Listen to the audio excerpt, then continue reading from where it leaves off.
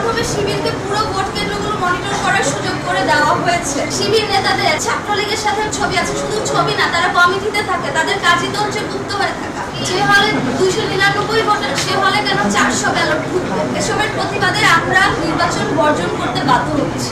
ID card change করে করে একই মেয়ে বারবার ভোট দিতে গিয়েছে, কিন্তু প্রশাসন সেক্ষেত্রে নীরব থেকেছে। আমাদের যারা ক্যান্ডিডেট আছি তাদের বিরুদ্ধে শিবিরপন্থী সাংবাদিকরাও কিন্তু খুব মিসবিহেভ করেছে, মব সৃষ্টির চেষ্টা করেছে। সুতরাং এসব ঘটনা প্রমাণ করে আমাদের যে ডাকসু নির্বাচন সেটা টোটালি ইলেকশন ইঞ্জিনিয়ারিং করা হয়েছে, কোনোভাবে সুষ্ঠু নির্বাচন হচ্ছে না। এটা একটা পরিপূর্ণ কারচুপির নির্বাচন, প্রহসনের নির্বাচন। আমরা দাবি করেছিলাম জামাত নেতার ছাপানো ব্যালট বাদ দিয়ে নির্বাচন করতে।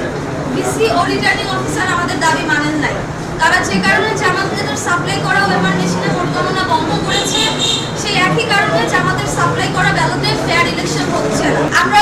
আমরা দাবি করেছি একটি ফ্রি অ্যান্ড ফেয়ার ইলেকশনের, কিন্তু ভয়াবহ ব্যাপার হচ্ছে ভোট কেন্দ্রগুলো মনিটর করার জন্য জামাত নেতার কোম্পানিকে ডিরেক্ট টেলিকাস্ট সহ ভিডিও ক্যামেরা সাপ্লাই দিয়ে সিসিটিভির দায়িত্ব দেওয়া হয়েছে। এর মাধ্যমে শিবিরকে পুরো ভোট কেন্দ্রগুলো মনিটর করার সুযোগ করে দেওয়া হয়েছে।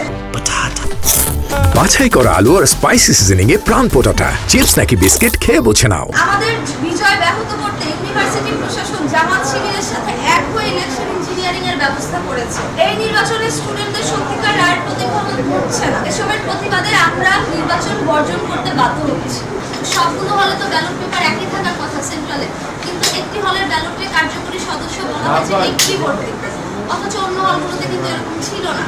তাহলে দুই হলের মধ্যে এই পার্থক্যটা কেন থাকবে সেন্ট্রালে, যদি ব্যালট পেপার সব একই হয়? যে হলে 299 ভোটার, সে হলে কেন 400 ব্যালট ঢুকবে?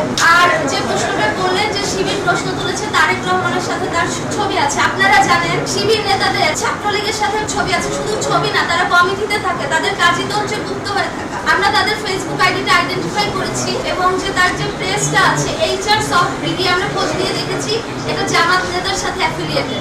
আপনি কি বলতে চাচ্ছেন এই ব্যক্তিও গুপ্ত?